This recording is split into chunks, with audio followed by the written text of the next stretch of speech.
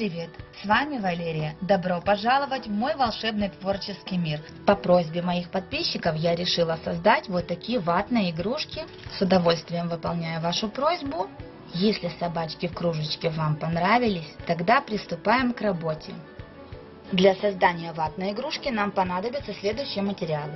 Проволока, фольга. Вместо фольги можно использовать полиэтилен. Вот такой, например.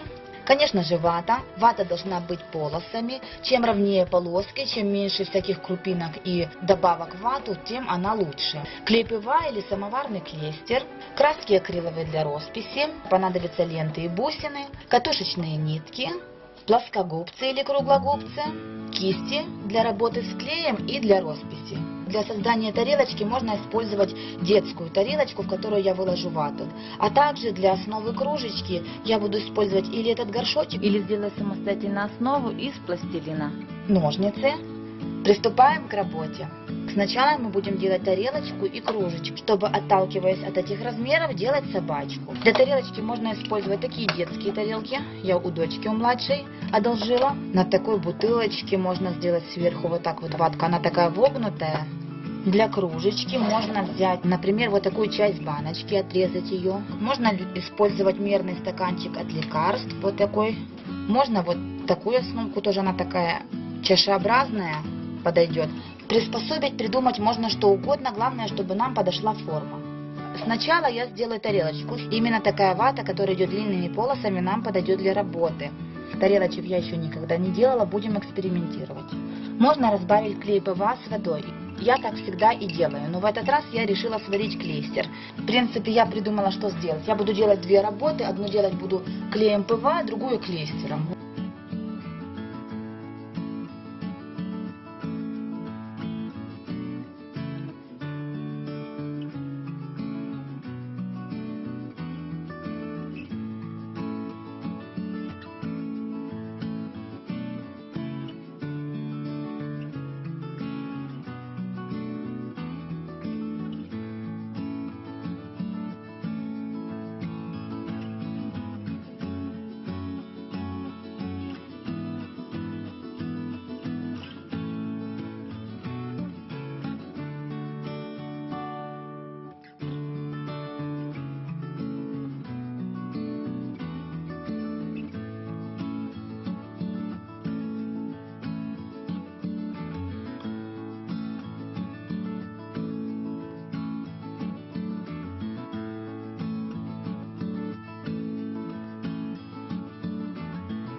Это клей ПВА.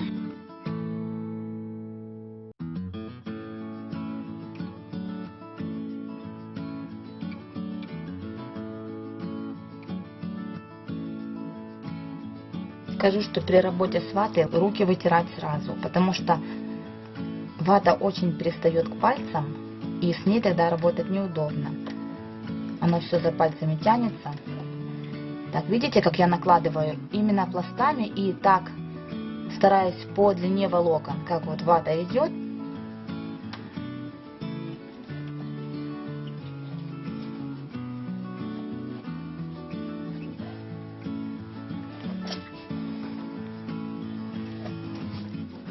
Еще один вариант. Для тарелочки обычный ватный диск смочили в составе и положили вот так вот, приплюснули его, края прижали и поставили сохнуть. Основу я обмотала пленочкой. Вату рвем пластами. Здесь я буду работать именно с клеем ПВА, потому что мне все-таки с ним работать легче. Именно на этой мелкой работе. Он хорошо пропитывает.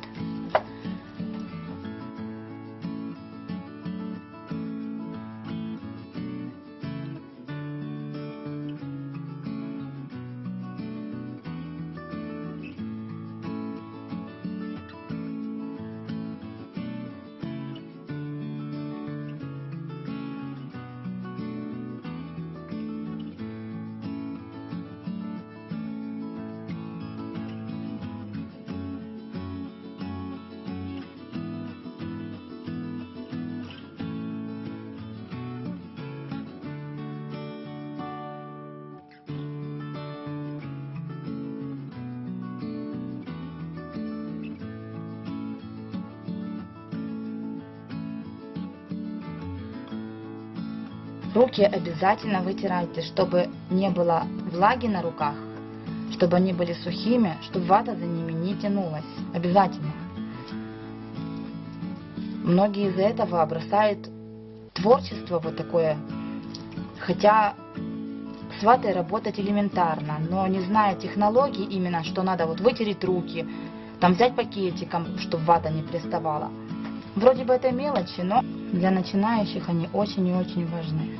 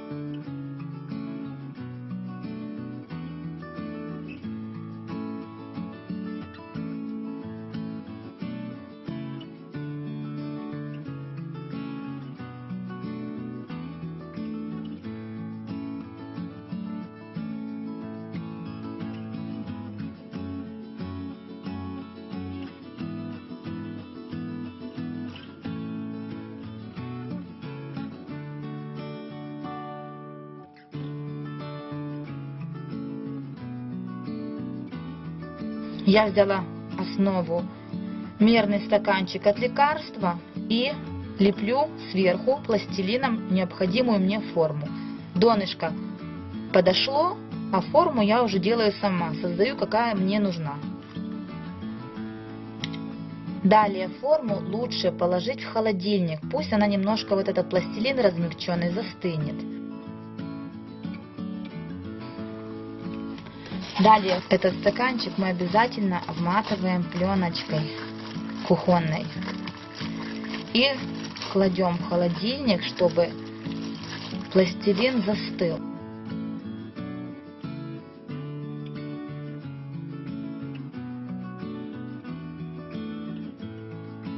Перед началом работы я всегда рисую эскиз. Приблизительно вот так. Тут даже котик у меня. Собачка у нас должна помещаться в чашечку.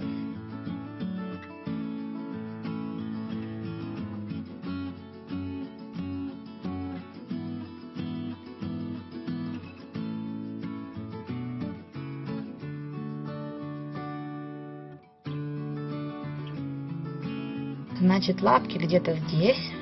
Сразу выкручиваем лапки. Вот так. Вверх.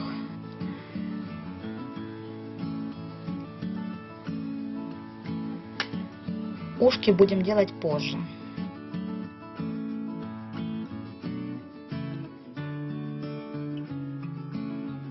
Вторая лапка. Также выкручиваем ее. Можно свернуть немного.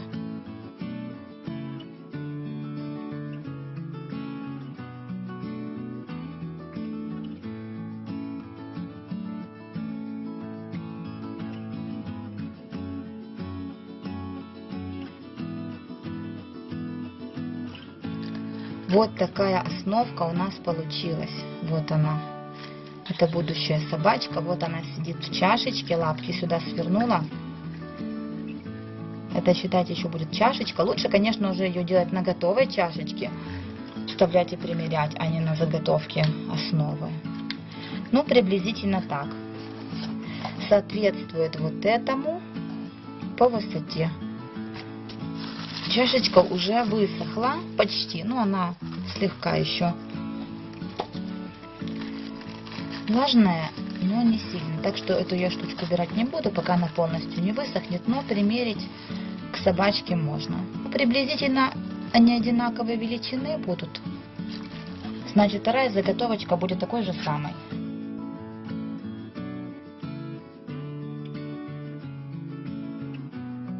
Это я делаю как бы шаблончики такие. Далее рисую то, что мне надо. Второй шаблончик можно сделать точно такой же. Далее я рисую собачку, которую я собираюсь сделать. Это делается для того, чтобы наша заготовка, в дальнейшем работа, была определенной формы и размера. Зачем делается приблизительная эта схема? Для того, чтобы мы не отходили от намеченного размера.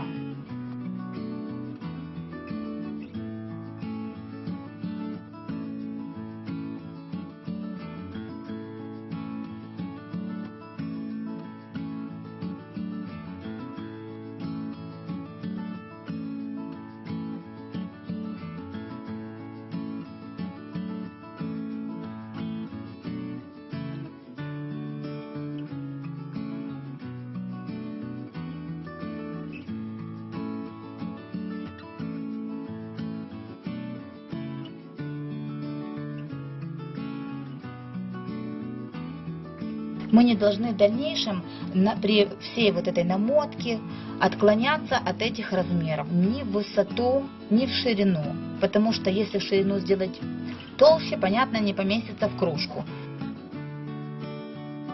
Итак, эту тарелочку я сняла, которая ПВА обработана, и по краю срезаю. Клеем ПВА еще немножко обработаю края. Так, приглажу. И отправлю на батарею высыхать. Тоже на тарелочке, чтобы не потерять форму. Я буду показывать, как я работаю с одной заготовкой, клеем ПВА. Основу можно обматывать, как наполнять полиэтиленом, он легкий, так и фольгой. На столе должен лежать рисунок, к которому мы будем примерять работу. Можно и полиэтиленом, и фольгой пользоваться.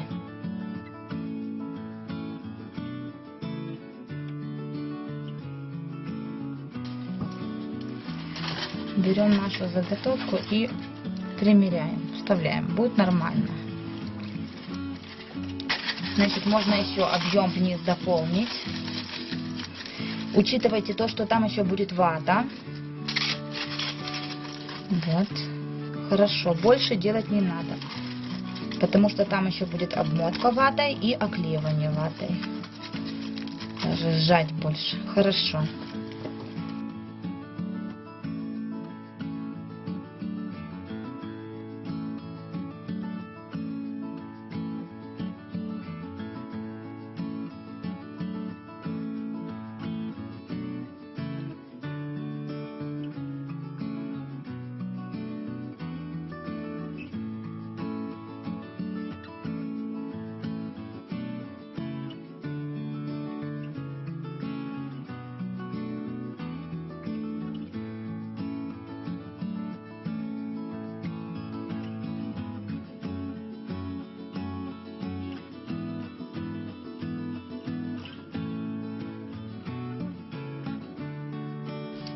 Так, все, основка готова.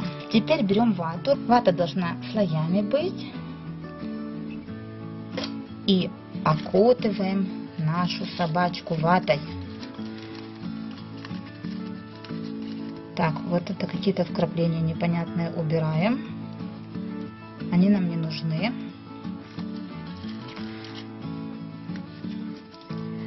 Так, и ниточками, желательно белыми, чтобы они потом не просвечивали сквозь работу. Хотя я делала и розовыми, ниток вообще не было видно.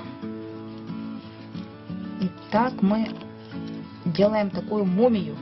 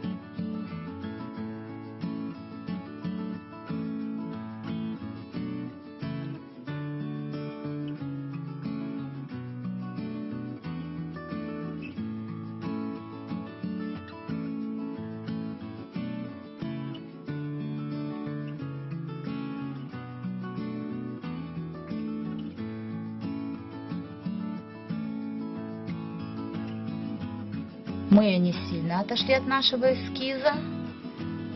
Все в порядке. Вставляем заготовку. Она вот так у нас должна сидеть, собачка, вниз. Сворачиваем лапки.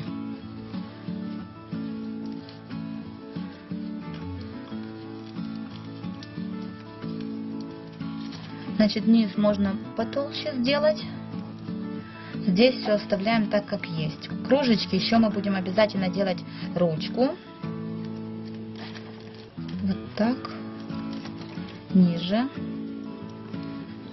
Почему я сейчас это все формирую? Потому что когда оно уже будет обмотано ватой, я исправить сильно не смогу. Вата будет мяться, будет неудобно. Приступаем к оклеиванию ватой. Клеить эту работу я буду клеем ПВА, разведенным наполовину с водой.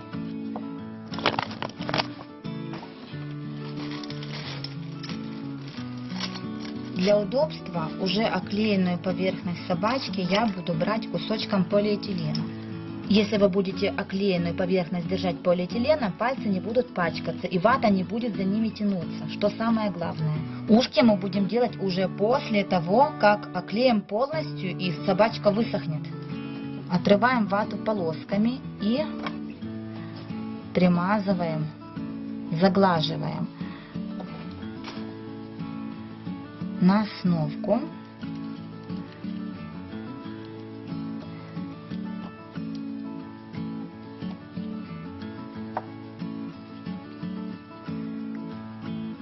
Делаем это по ходу волокон. Вот как они в ватке расположены, так надо и примазывать. Прикладываем и примазываем.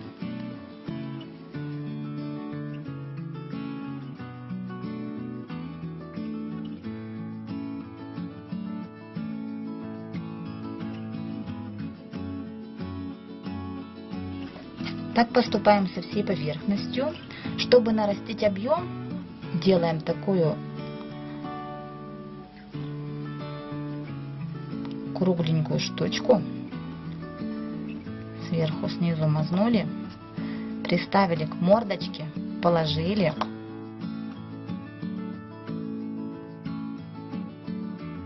Приглаживаем вдоль волокон ваты, как она лежала у нас в упаковочке, так в таком направлении мы и приглаживаем. Вот эту часть уже можно брать в пакетик. Если вы будете ее брать руками, она будет тянуться за пальцами, а к пакету она не пристает. Мне так работать удобно. Применяя такую маленькую хитрость, с ватой очень легко работать.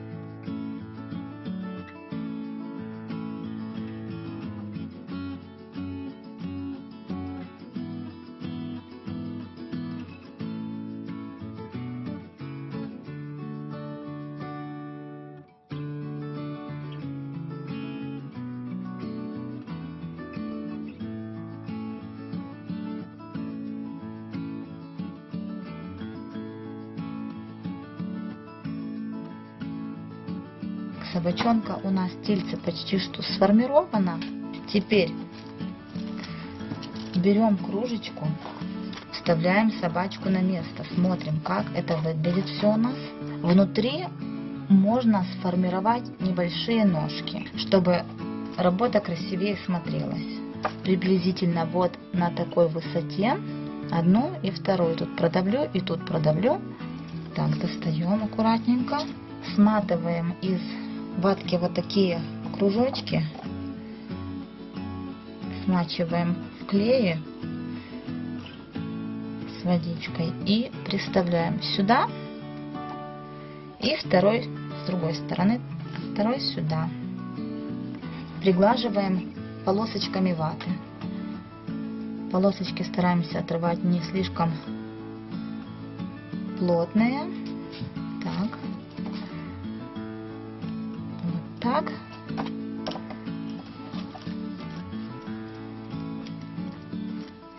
Стараемся делать аккуратно, чтобы ватка не тянулась за кистью.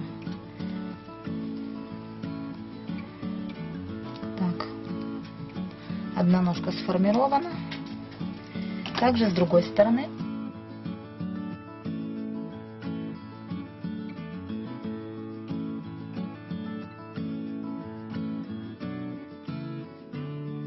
Опять примеряем в кружечку. Так, и внизу добавляем с обеих сторон по 2 маленьких кружочка. Это будут сами ножки. Сюда и сюда. Сверху также перекрываем кусочком ваты и отправляем нашу заготовочку сушиться.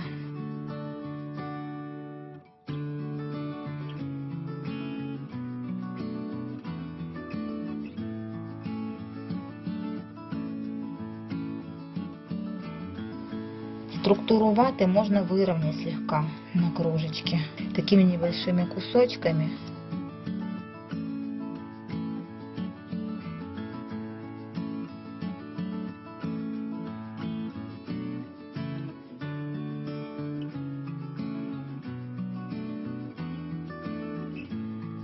Так, отрезаем кусочек проволоки, аккуратно обматываем его ваткой.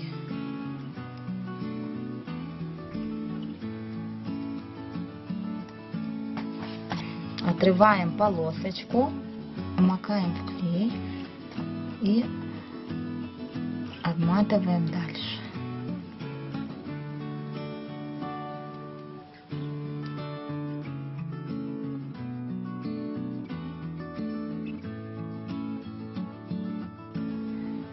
Подворачиваем.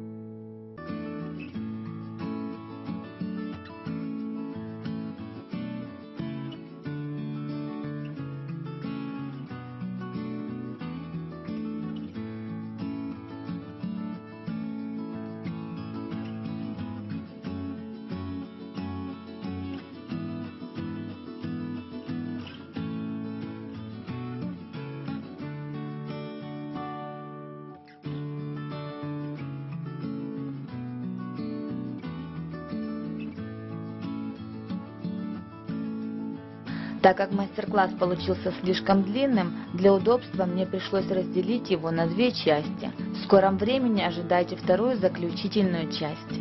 Желаю всем вам творческого вдохновения и всего самого-самого волшебно-прекрасного. До новых встреч!